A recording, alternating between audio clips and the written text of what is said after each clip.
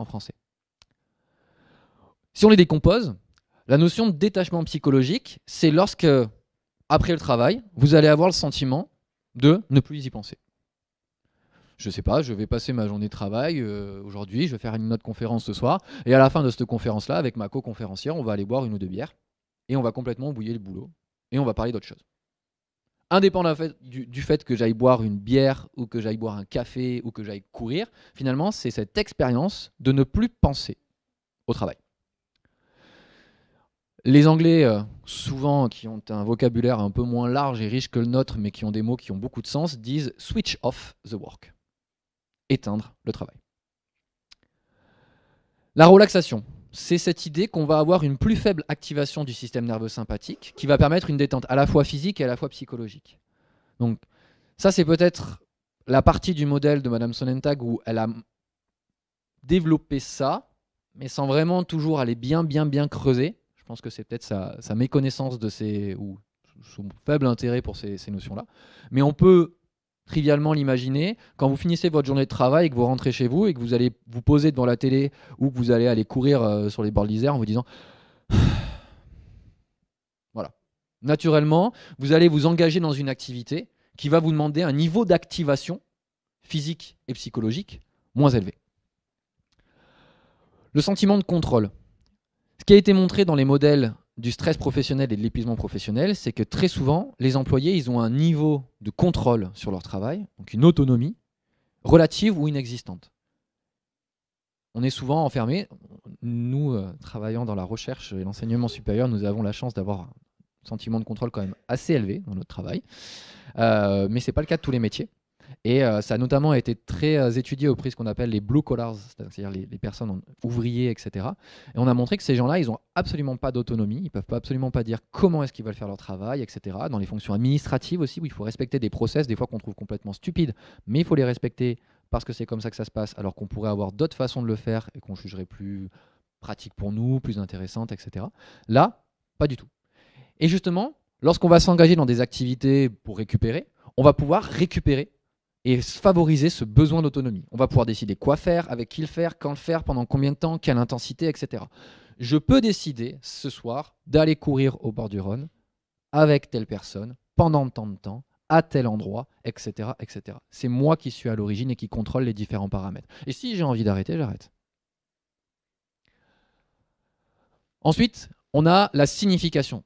Ça, c'est finalement assez simple. C'est des fois assez proche de ce que peuvent renvoyer les concepts de motivation intrinsèque. C'est finalement de dire que je fais cette activité-là parce qu'elle a du sens pour moi.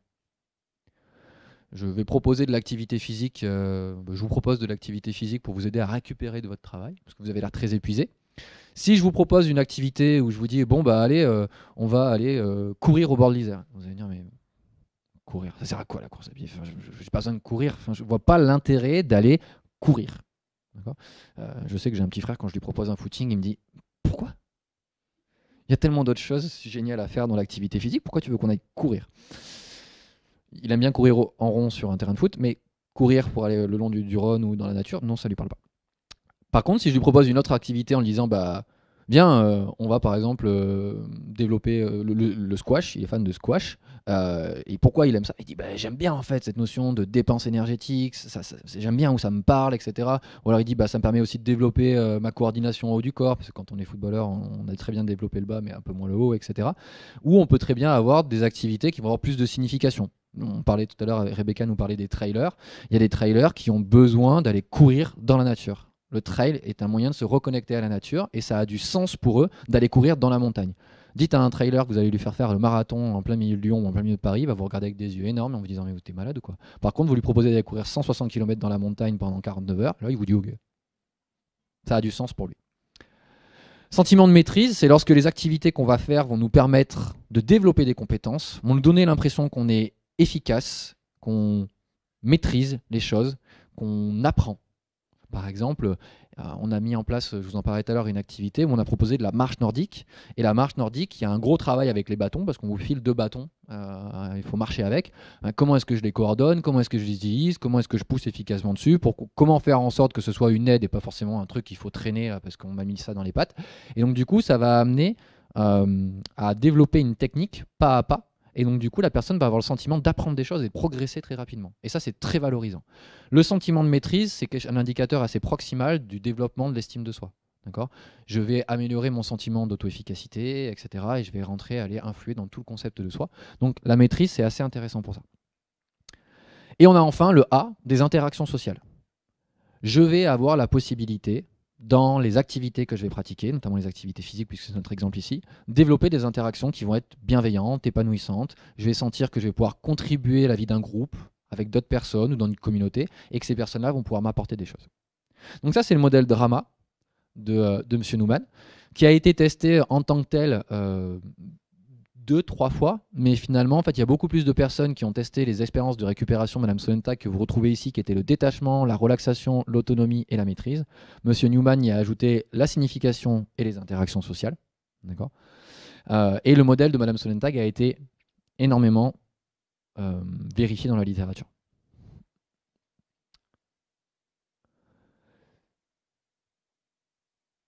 Nous, ça ne nous plaît pas, parce qu'on juge qu'il manque quelque chose.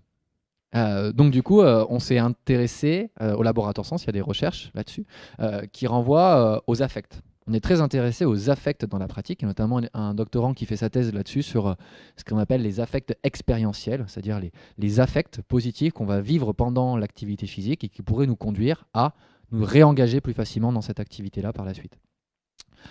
Dans la littérature, il y a tous les travaux de Ekekakis, qui depuis 1999 nous dit: l'exercice physique amène une amélioration du bien-être si il génère des émotions positives, des affects positifs pendant la pratique. Il s'est énormément intéressé à ça. C'est un fervent défenseur de tout ce qui va être l'activité physique où on choisit soi-même son intensité, où on n'est pas sur des intensités maximales, où on est sur des intensités où on est sur quelque chose de plaisant, etc. Et quand vous lui parlez de high interval training ou CrossFit, ses cheveux se hérissent sur sa tête. D'accord. Et il y a des recherches qui se sont intéressées à ce qu'on appelle le débordement affectif. C'est l'idée que lorsqu'on va vivre des affects positifs très importants, de très haute intensité, ils vont perdurer une certaine durée dans le temps et ils vont pouvoir déborder, avoir un effet de contagion dans un autre contexte. Très clairement, c'est si vous allez faire un petit peu d'activité physique entre midi et 2, vous avez laissé à midi 00 une activité professionnelle très chiante sur votre bureau, d'accord, et vous en aviez ras-le-bol, vous êtes parti à 00 pile, tellement vous en aviez marre, vous allez faire votre activité physique, vous revenez à 13h, cette même tâche, vous allez l'évaluer comme beaucoup moins complexe. Donc ça, c'est des recherches qui ont été faites, et M. Etch et M. Bois en 2009 ont montré que c'était lié au fait que des affects liés à la pratique d'activité physique allaient perdurer pendant le travail et allaient avoir un phénomène de contagion sur d'autres affects qui allaient être liés au travail. Donc on a cet effet de débordement-là. On a un programme d'activité physique qui a été fait par Madame Doumadis, Torgassen Doumadis, en 2015, et qui a montré ça, que des gens, lorsqu'ils partaient à leur pause du midi, ils avaient un certain niveau d'affect lié au travail, ils allaient pratiquer une activité physique, et si celle-ci était plaisante, alors les affects qu'ils avaient lorsqu'ils étaient au travail l'après-midi étaient beaucoup moins négatifs. Donc, message, faites de l'activité physique pour le plaisir et non pas pour des raisons autres. Enfin, si, pour votre santé, tout ça et tout, c'est bien, mais faites-le d'abord pour le plaisir. Donc du coup, ça amène à un modèle drama au carré qu'on essaye d'aller un petit peu investiguer dans les recherches qu'on peut faire. Donc là, vous avez quelques exemples, un peu plus des verbatim, en disant finalement, qu'est-ce que c'est l'expérience de maîtrise? C'est je progresse, je sens que je me suis de plus en plus à l'aise dans cette activité, j'adore faire du sport avec mes amis, c'est fun, j'adore ça. Aujourd'hui, j'ai envie de faire ça, d'aller là-bas avec toi pour faire telle activité.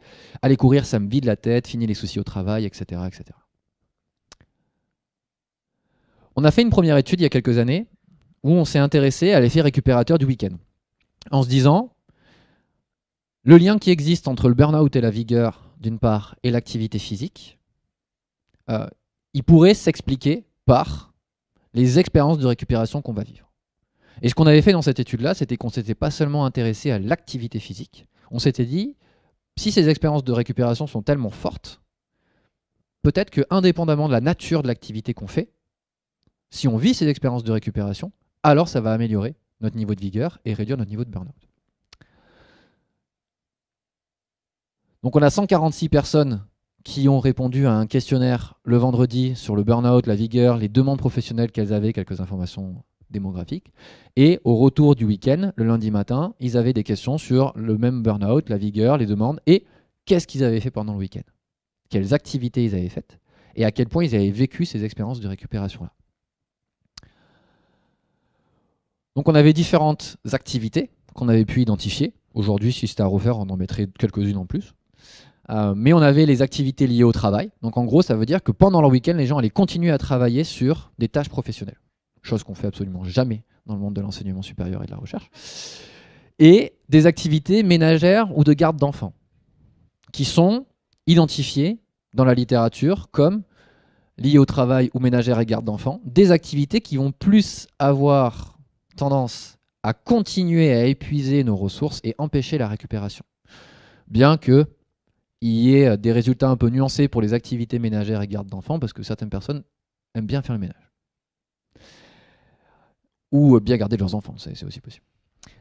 Après, par contre, il y a 4 autres activités qui ont été identifiées comme pouvant être des activités qui vont favoriser la récupération. Activités de moindre effort, regarder la télé, lire, écouter de la musique, etc.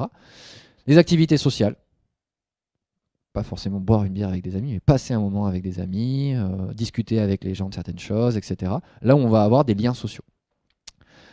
Pratiquer des activités physiques, bien sûr, c'est ce qui nous intéressait particulièrement dans cette étude-là. Et puis tout ce qui va être les activités créatives, peinture, sculpture, théâtre, expressif, tout ça. Et globalement, ce qu'on a montré, c'est qu'effectivement, les activités liées au travail, si vous bossez le week-end, vous ne récupérez pas du tout. Pourquoi ? Parce que plus je travaille pendant le week-end, moins je vis d'expériences de récupération. Donc là, nos expériences de récupération, on avait le modèle drama de M. Newman, moins le meaning. On ne l'avait pas inclus dans cette étude-là. Les activités ménagères et de garde d'enfants, les activités de moindre effort n'avaient pas d'effet. Ça rejoint un petit peu ce qui existe dans la littérature. Ces activités-là, finalement, elles ne permettent pas toujours de générer des expériences de récupération. Donc les effets sont assez faibles. Là, on est sur la comparaison par rapport à un certain nombre d'échantillons. Par contre, les individus qui, au cours du week-end, se sont le plus engagés dans des activités sociales, des activités physiques et des activités créatives, ont eu plus d'expériences de récupération. Ils se sont plus détachés, ils ont plus eu un sentiment de maîtrise, ils ont plus eu un sentiment de relaxation, un sentiment de contrôle et un sentiment de relation bienveillante avec les autres personnes qu'ils avaient. Et plus on a des expériences de récupération qui sont élevées, plus on améliore la vigueur. Donc là, cette fois-ci, sur le côté du burn-out, on n'avait pas d'effet significatif. C'est très lié à notre échantillon. Je vous parlais tout à l'heure d'un paradoxe. C'est très lié à notre échantillon qui avait un niveau de burn-out au début de l'étude qui n'était pas forcément un niveau clinique de burn-out comme M. Gerber avait, et plutôt des gens qui avaient un niveau modéré de burn-out, mais sans qu'il soit très élevé. Par contre, ils avaient un niveau de vigueur le vendredi qui était assez bas. Et donc du coup, faire des expériences de récupération permet aussi de booster ce qu'on appelle l'engagement professionnel en français, ou ce qu'on appelle aussi la vigueur. Donc ça, c'est intéressant parce que pour une fois, c'est un mécanisme de récupération psychologique qui favorise aussi un indicateur positif du bien-être hédonique. Ensuite, une autre étude, alors là, je n'étais pas à la conception de cette étude, mais j'y étais associé après d'ailleurs pour faire des statistiques qui m'ont pris pas mal de temps et que j'ai eu la chance de pouvoir développer. Mais là, c'était plus se centrer sur cette notion de détachement. Et en fait, le détachement par rapport au travail, d'un point de vue de la pensée, c'est ne pas penser. Ne pas penser au travail. L'idée de se détacher du travail, c'est ça, ne pas y penser. Mais finalement, il n'y a pas que ça. Dans notre temps de loisir, on peut penser positivement à notre travail. Ouais, il m'est arrivé ça au boulot, j'ai fait une super conférence, c'était génial, les gens ils étaient captivés, ils ont adoré ce que j'ai fait, etc. Ou on peut avoir des ruminations affectives négatives par rapport à notre travail, en disant finalement ce matin dans ma conférence, il y a ça qui n'est pas allé, j'ai pas bien fait ça s'est pas bien passé, ça n'a pas généré beaucoup de ça, j'aurais dû faire ci, j'aurais dû faire ça, pourquoi, etc., etc. Et on s'est intéressé finalement à ces 3 modes de pensée. Ne pas penser, penser positivement ou penser négativement. Et c'était sur des étudiants qui ont été suivis pendant 14 jours. Et donc du coup, on a regardé le nombre de minutes d'activité physique qu'ils ont fait. Donc il y a des jours où ils n'ont pas fait d'activité physique, et il y a des jours où ils en ont fait. Et globalement, on a identifié que les jours où les étudiants s'engageaient